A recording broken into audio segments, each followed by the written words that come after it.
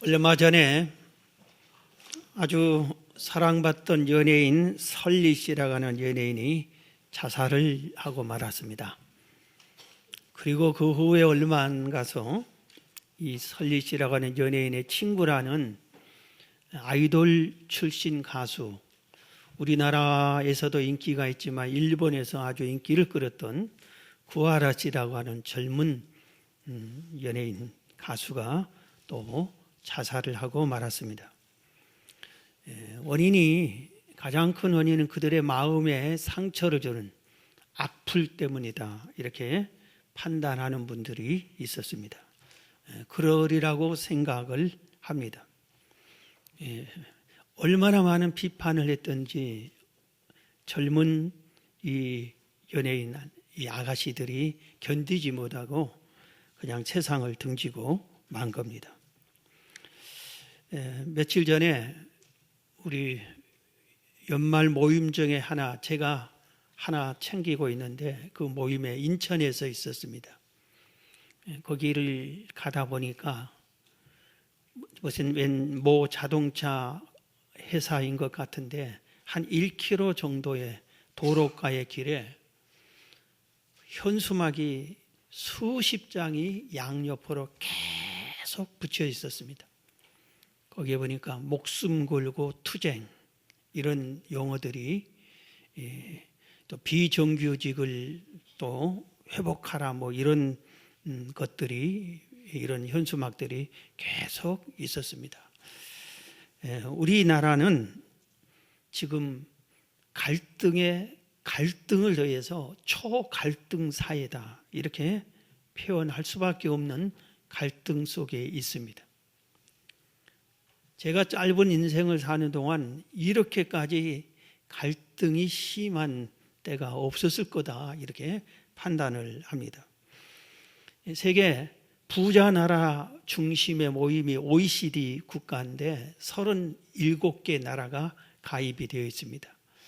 이 OECD 국가 중에서 갈등이 가장 높은 갈등 지수를 순위로 매년 매긴다고 합니다. 그런데 우리나라가 몇 등인 줄 아세요?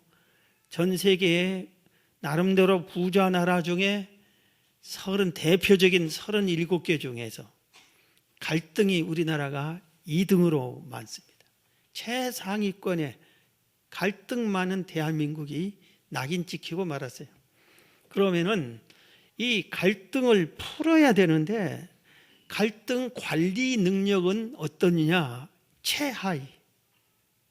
37개 나라 중에 제일 갈등을 풀지를 못하는, 갈등만 하는 나라로 전 세계에 다 이렇게 알려졌다, 이겁니다.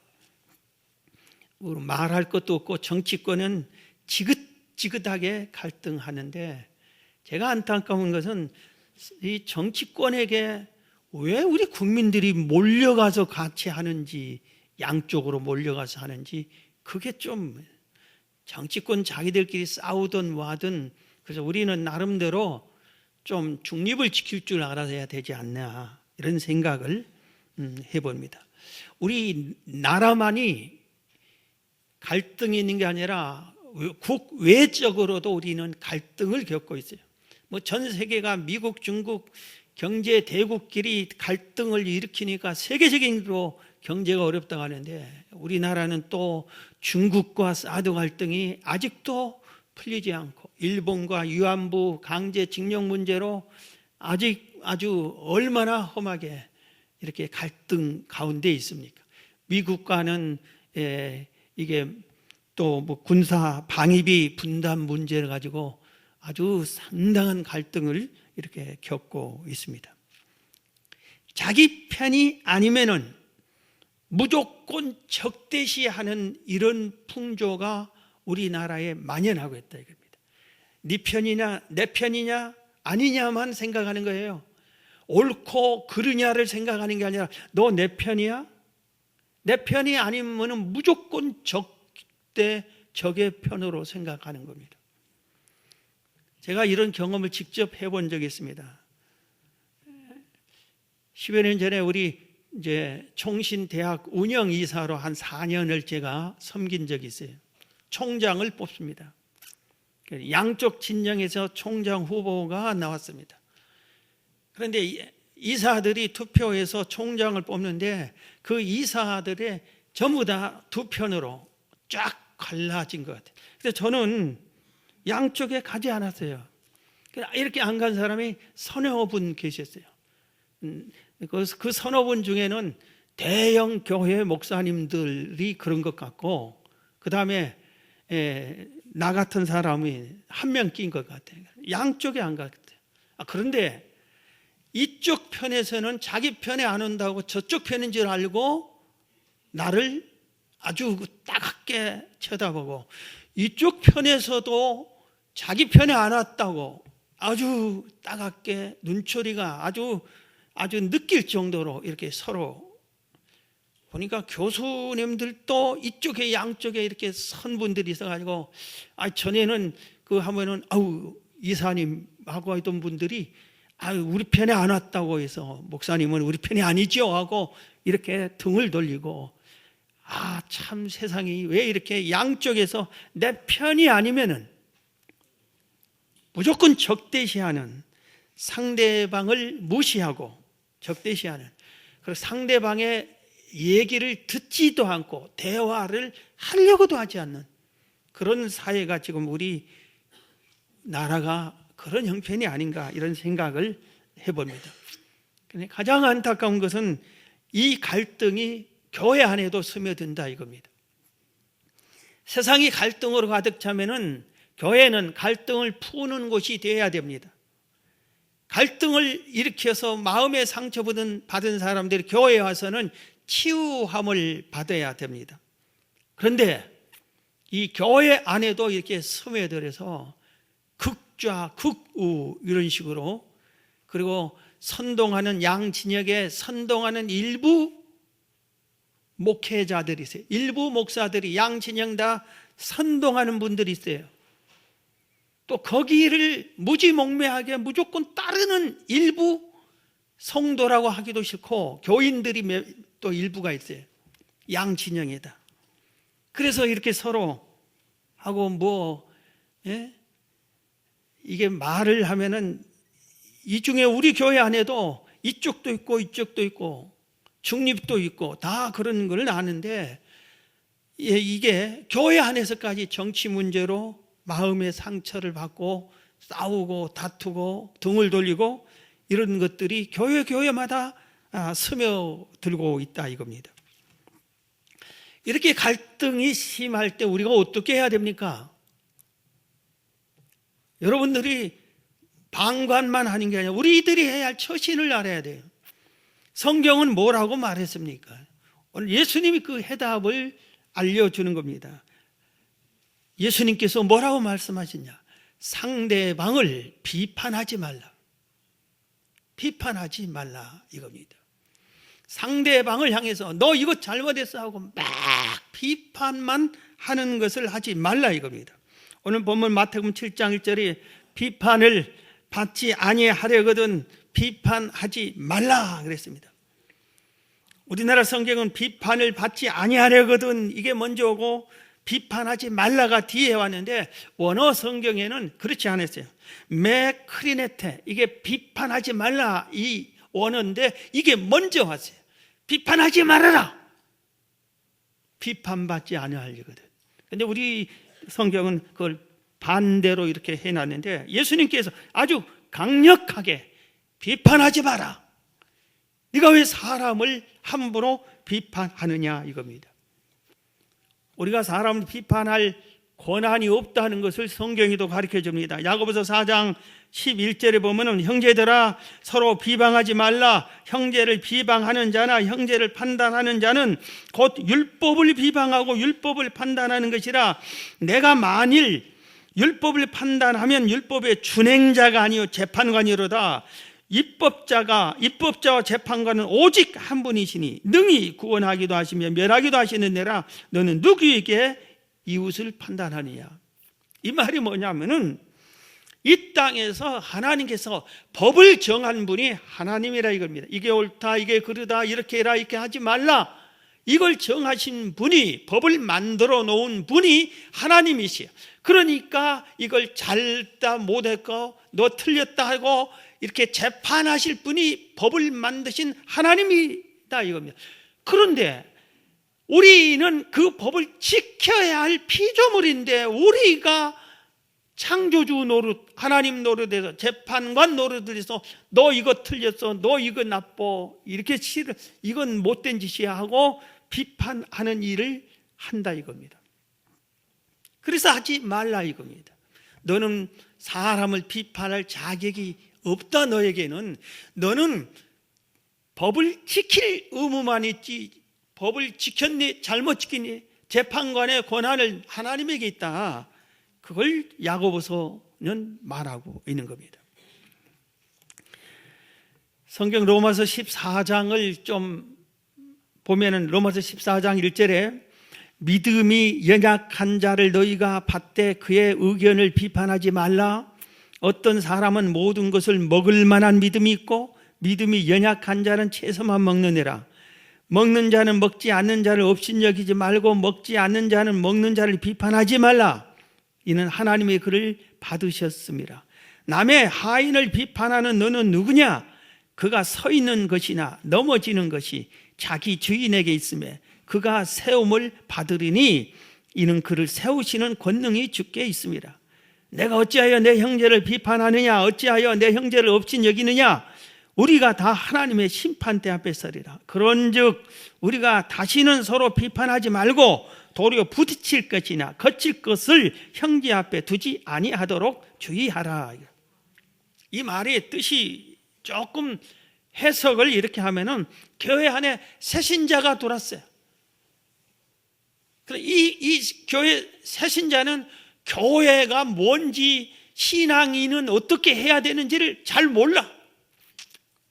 그래서 어느 모임을, 교회에서 모임을 하는데 갔더니 그냥 맹숭맹숭 앉아있고 이렇게 해서 회의한다고 이렇게 하고 하는데, 자기가 세상에 사는 것처럼 이게 왜 이렇게 너무 맹숭맹숭합니다. 제가 맥주 사오겠습니다. 맥주 캔 따서 마시면서 우리 회의 좀 합시다. 분위기 살립시다. 이렇게 했어요. 초신자니까, 뭘 모르니까 세상에서 하던 방법대로 그렇게 했다 이겁니다. 그러면 야, 네가 감히 교회에서 술을 먹어? 하고 막 혼내고 이렇게 하면 되겠냐 이겁니다. 이 초신사는 주일 성수도 모르고 11조 의미도 모르고 뭐가 모르는데 왜 원래 안 나왔느냐, 원래 회비를 왜 안 내느냐, 신입생이 왜 회비를 안 내?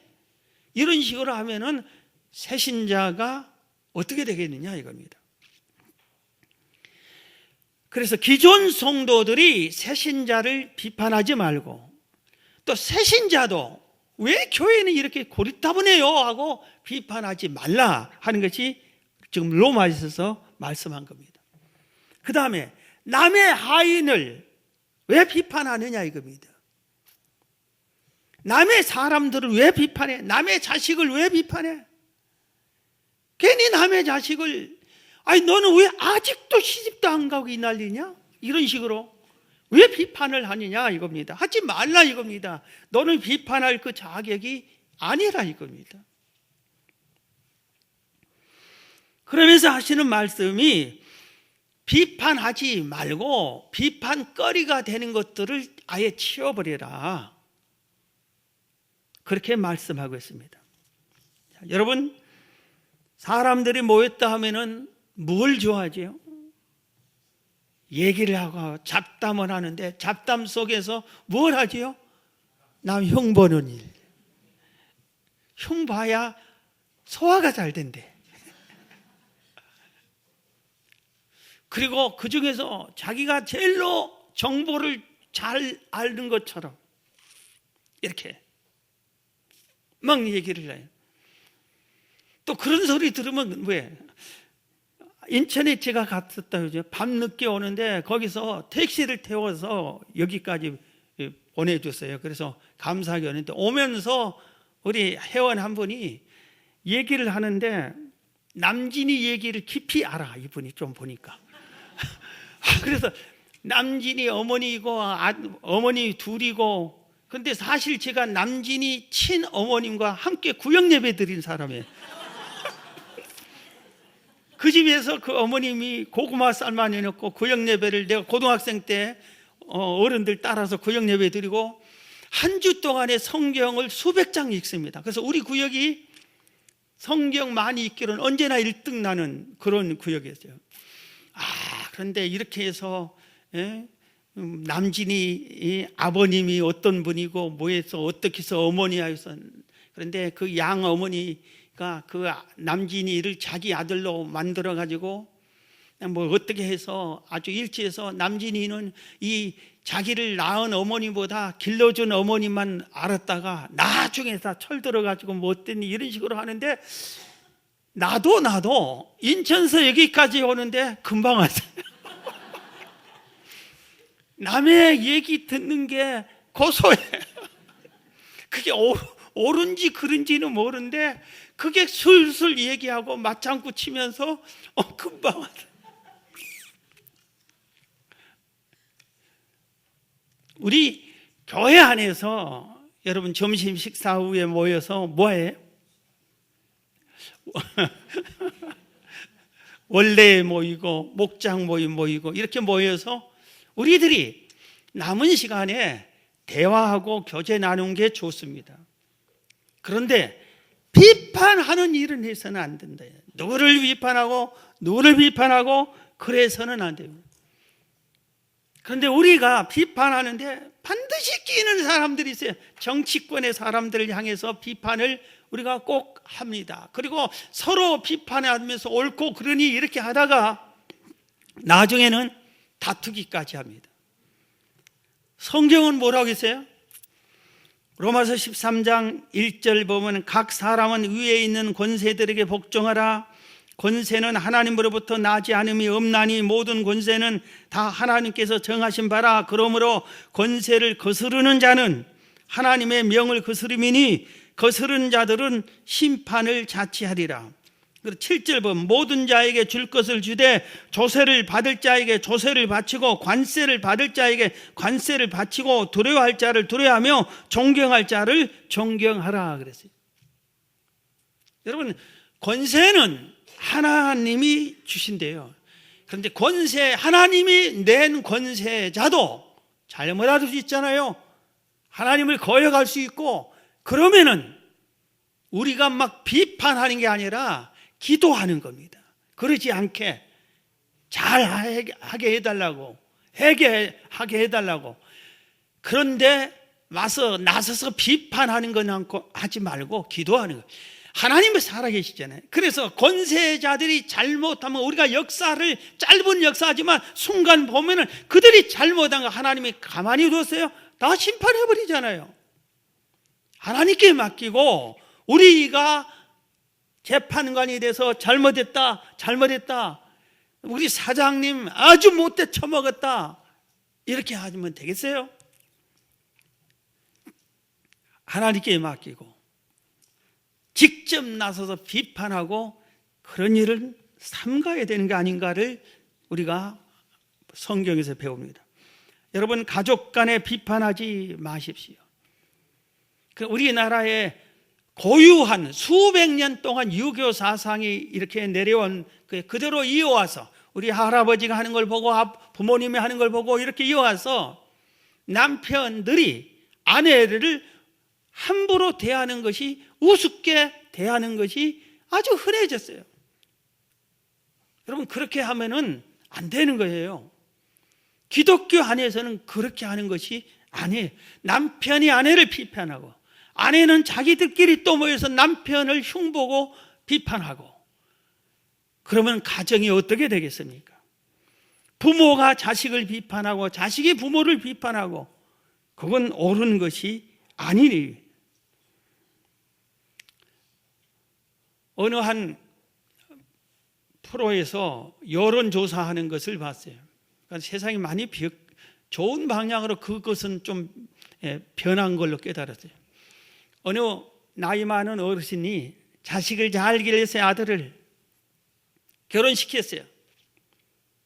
그래 결혼시켜가지고 이 아들이 장가를 가서 이제 집을 사줬어요. 부모가 결혼해서 이렇게 잘 사는데 어느 날 이 시어머니가 아들 아파트에 비밀번호를 알아가지고 연락도 않고 쳐들어왔어요. 그리고 비밀번호를 내려서 딱 들어오니까 며느리가 깜짝 놀라는 거예요.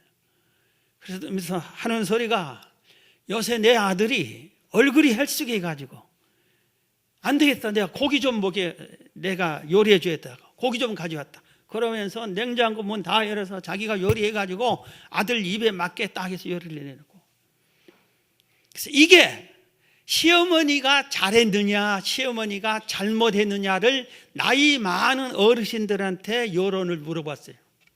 옛날 같으면은 당연히 그 어린 잘못 없다 하겠지요. 내가 내 아들 집인데, 그리고 내가 그 집도 사줬는데, 내 자식인데, 아이 가서 집은 꼭 연락하고 허락받고 들어가야 되냐? 내가 가고 싶을 때 가서 하고 싶은 거 하는 게 뭐가 대수냐? 이런 분들이 있고, 무슨 소리냐? 결혼했는데 남의 자식 며느리도 있는데 함부로 이렇게 연락도 않고 와서, 그리고 냉장고 문 팍팍 열고 요리해서 이렇게 하면은 어떻게 되느냐? 이렇게 했는데, 나이 많은 어르신, 70대의 어르신들이 어떻게 표가 나온지 아세요? 좀 변했더라고요. 그게 잘못됐다, 시어머니가 잘못했다가 훨씬 많은 표를 얻었어요. 시대가 이렇게 변한 거예요. 아직도 그 변한 줄 모르고 아내들 함부로 막 이랬다가는 일본 꼴 당해. 일본 꼴이 어떻게 된지 아세요? 일본의 남편들이 아내들을 무시하는 게 우리나라보다 더하답니다. 그래서 일본의 아내들이 꾹꾹 참고 있다 기다리는 게 있대요. 그게 뭐냐? 퇴직할 때를 기다린대. 퇴직해서 퇴직금 딱 받으면은 이혼 하고, 이제 너 혼자 살아, 나는 네 뒷수발 안 해줄 거야. 그리고 이혼해서 퇴직금 받은 것에 절반을 딱 받아가지고 와서 편하게 산대요. 그게 우리나라도 그 흉내 내려고 그래요. 못된 것만 왜 흉내 내려고 그래요? 옳지 않습니다. 가족끼리 그렇게 하면 안 돼요. 성경에 창세기 2장 24절에 이러므로 남자가 부모를 떠나 그의 아내와 합하여 둘이 한 몸을 이룰지로다. 이게 결혼이에요. 결혼은 성장한 자녀가 부모를 떠나는 거예요. 모든 것을 떠나는 거예요. 이 떠난다는 것은 부모는 자식을 떠나 보내라는 것입니다. 내 품 안에 있을 때는 이래라 저래라, 숙제했니 안 했니, 먹어라, 얼마든지 간섭하고 양육할 의무가 있지만, 결혼을 했으면 부모를 떠나 보냈으면 그때부터는 자기들끼리 알아서 사는 것이에요. 거기서 더 이상 이래라 저래라 품 안에 있는 자식인 것처럼 간섭하면은 요새는 마찰만 생긴다 이겁니다. 이 말씀을 보면서 제가 그래도 실수 아닌 것 같다는 생각이 든 적이 있어요. 제가 두 자녀를 결혼을 다 하면서 제일 고마운 게 며느리와 사위에게 고마운 마음을 내가 가지고 있어요. 아들을 결혼시켜 놓고 한 3년이 지났나 4년이 됐나, 그때 내가 자녀를 결혼시키고 며느리를 얻었다고 하는데 며느리가 해준 밥 한 번 먹고 싶다, 이 생각이 들었어요. 그래서 제 아내한테 얘기를 했는데 아내가 얘기를 한 모양이에요. 그래서 초청을 해서 갔어요. 그래서 음식을 나름대로 자기 손수 만들어 내놨는데 음식 맛이 어떻습니까? 최고의 정성으로 했지만 맛은 사실 그게 아니잖아요. 며느리가 어떻게 내 입맛을 알아. 그래도 얼마나 고마워요. 나름대로 한다고. 이번에 미국에 가서 며느리한테 정말 고맙다고 했어요. 그리고 내 마음이 중심이 그랬으니까. 그 가난한 이 유학생 남편을 만나고 자식 둘 데리고 가서 그거 뒷바라지 하는데 얼마나 힘들고 어렵겠어요. 누가 뭐 후원해 준 데도 없는데 공부한다고 가서 이렇게 하고 이렇게 하는데, 그래서 그래도 아들은 공부한다는 명목이라도 있지만 아내는 이게 뭐예요? 그런데 아주 어디 아무리 어려워도 도와달라고 연락을 하지 않습니다. 그리고 1년에 나한테 직접 며느리가 전화를 몇 번 한 줄 아세요? 한 번도 안 씁니다. 아들도 그렇게 뭐 한 달에 한 번이나 전화를 하나? 우리가 아쉬우면은 제 아내가 이렇게 몇 번 전화를 하고 옆에 있으면 나 바꿔주고, 내가 직접 전화한 적도 있고 그런 적도 있지만 정말 보니까 연락을 그렇게 많이 안 해요. 그런데도 그 며느리가 너무 고마웠고 감사한 거예요. 그래서 이번에 가서도 있다가 남은 돈을 몽땅 며느리에게 정말 고맙다 하고 주고 왔습니다. 그런데 며느리는 나한테 이렇게 앞에서 애교를 떨거나 그런 건 않지만 그 보면 알잖아요. 시아버니인 나를 진심으로 존중한 거, 그리고 함부로 대하지 않고 내가 말하면 무조건 예만 하고, 몇 번 뭐 같이 생활을 했지만 항상 이렇게, 이것은 내가 사랑하니까, 비판하지 않으니까. 야, 너는 좀 이래라, 누구는 이렇다더라, 이런 소리를 한 번도 하지 않으니까 또 며느리는 나를 또 그렇게 존중해 주는 것 같습니다. 비판하지 말라. 예수님이 가족끼리도 비판하지 말라. 권세 있는 자들, 우리들이 그냥 잘하면 잘하고 못한다고 비판할 수 있죠. 그런데 우리 예수 믿는 사람들은 비판하고 싶을 때 기도로 하라는 거예요. 하나님, 아무개가 너무 잘못한 것 같습니다. 고쳐주세요. 그렇게 너무 못하면 자리를 바꿔주세요. 기도로는 뭘 못해, 얼마든지 할 수 있죠. 그런데 나서서 비판하는 것은 하지 말라. 비판하지 말라 이겁니다.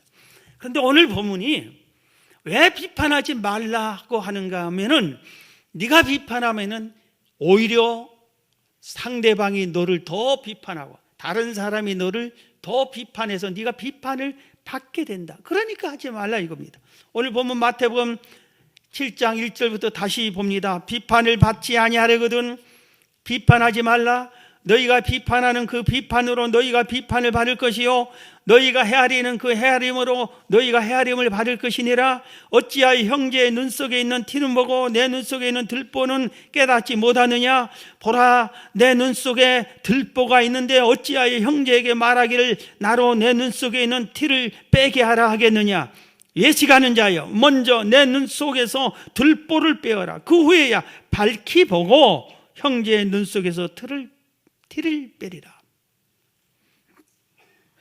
자, 여러분, 우리가 남을 비판하면 이 손을 보세요. 남을 비판하면 야, 잘못했다 이렇게 손가락 하나를 가리키는데 내게 돌아오는 것은 손가락이 몇 개예요? 나머지 3개, 4개가 다 내게로 돌아오는 거예요. 나는 비판 한 번 하는데 3배, 4배로 내가 비판을 받는다고 가르쳐 주는 거예요. 우리나라 광고 천재라는 별명을 가진 분이 이재석 씨가 있어요. 한때 전 세계 광고에 상을 한 해 동안에 20몇 개를 휩쓸었습니다.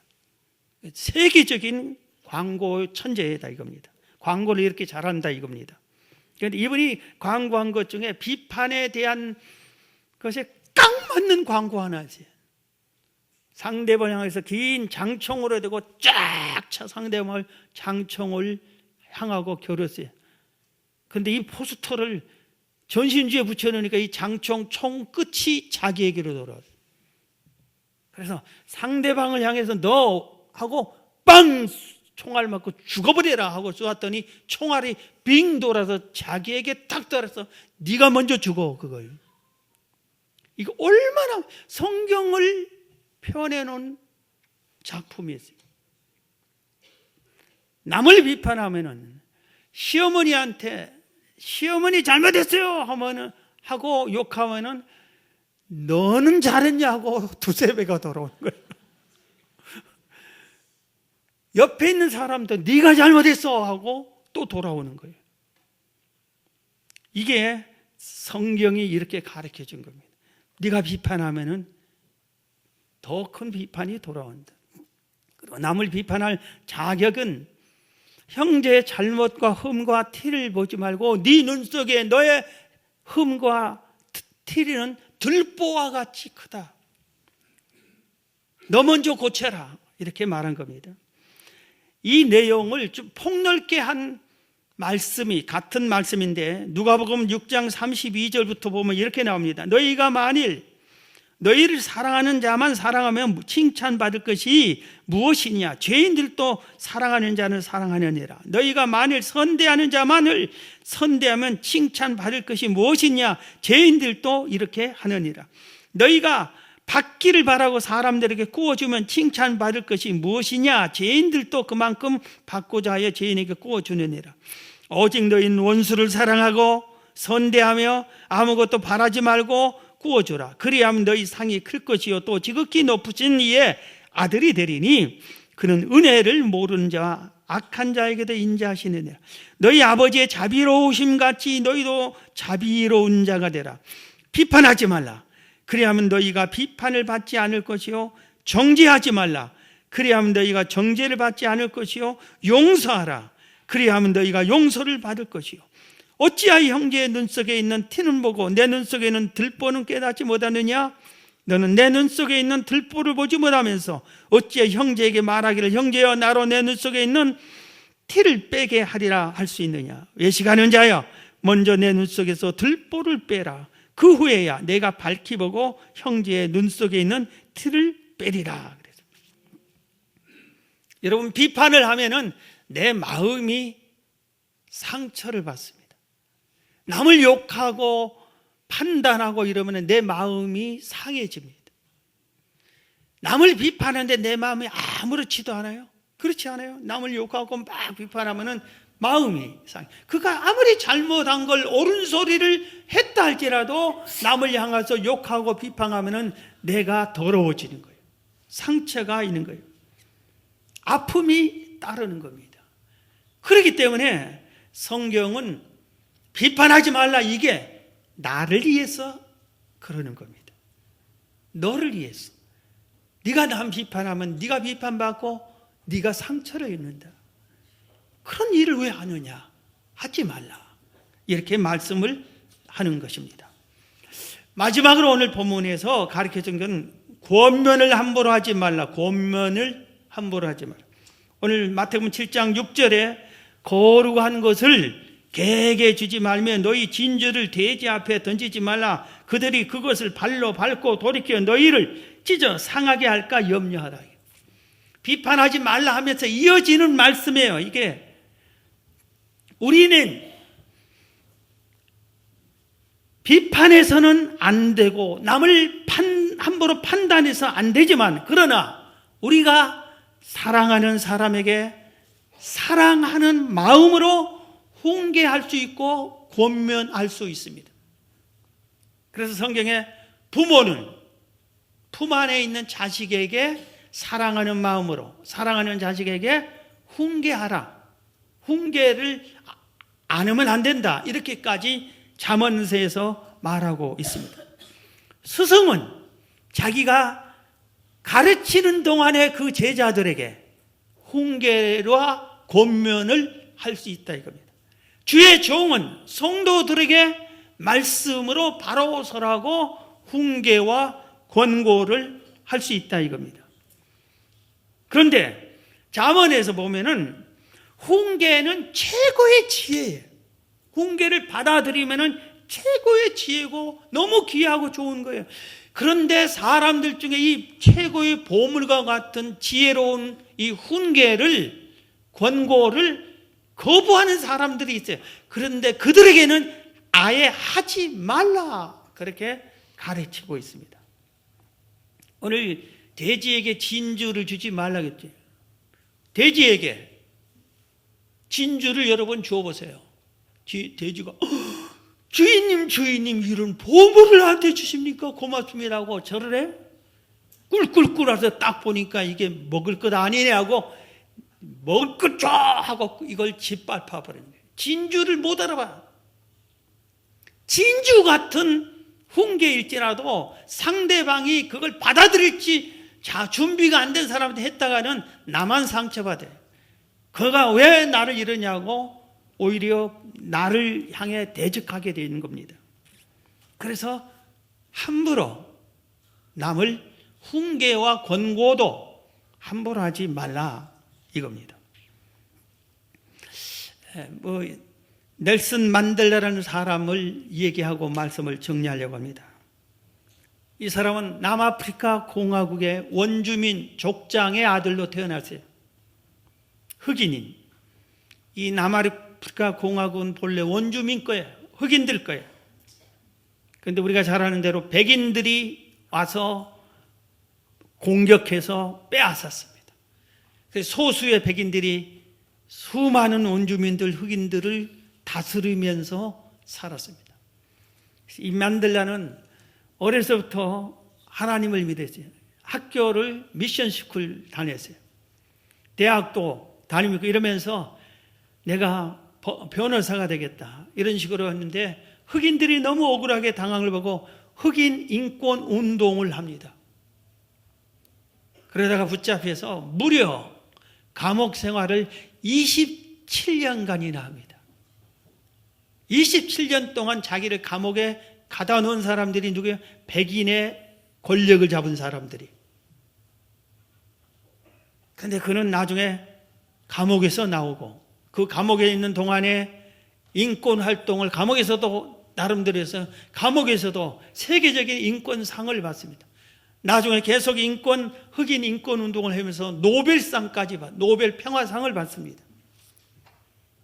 그리고 열심히 노력해서 민주주의로 투표해서 흑인들도 투표할 수 있게 해서 대통령을 뽑는 제도로 민주주의를 정착시킵니다. 그리고 투표해서 대통령의 흑인으로 최초의 남아프리카 공화국 흑인이 대통령으로 딱 뽑혔습니다. 그러면 어때요? 그동안 우리나라를 백인이 와가지고 뺏어가지고 우리 흑인을 얼마나 괴롭혔냐. 이들을 잡아서 전부 다 처단하겠다. 그래야 할 텐데 그러지 않았습니다. 판단하고 비판하고 재판하고 처벌해야 할 텐데 그러지 않았습니다. 화목하게 자기와 함께 대통령 후보 경쟁했던 떨어진 이 백인을 우리나라로 말하면 부대통령 자리에 국무총리에 이렇게 세워서 같이 화목하게 흑인 백인 함께 우리나라를 이끌어가자고 미래를 바라보고 그렇게 비전을 제시했습니다. 그러다 보니까 백인들도 이 넬슨 만델라를 존경하고 전 세계 사람들도 넬슨 만델라를 존경하게 된 겁니다. 성경을 실천한 사람이에요. 우리 같으면은 이 백인들을 쫓아내버리자. 그리고 모든 권력을 다 뺏어버리자. 이랬을 텐데 그게 아니죠. 사랑하는 성도 여러분, 말씀을 마칩니다. 여러분, 누구를 비판하죠? 지금 누구를 비판했어요? 그동안 누구를 비판하면서 살았어요? 잘했니 못했니 잘하니 못하니 누구를 비판했어요? 가족끼리 정말 비판하지 말아야 돼요. 교회 안에서는 비판받은 사람을 치유해 주는 곳이에요. 교회에서도 이렇게 손가락질을 하면은 교회가 아닌 겁니다. 동네 사람들이 교회에 돌을 던지게 되는 겁니다.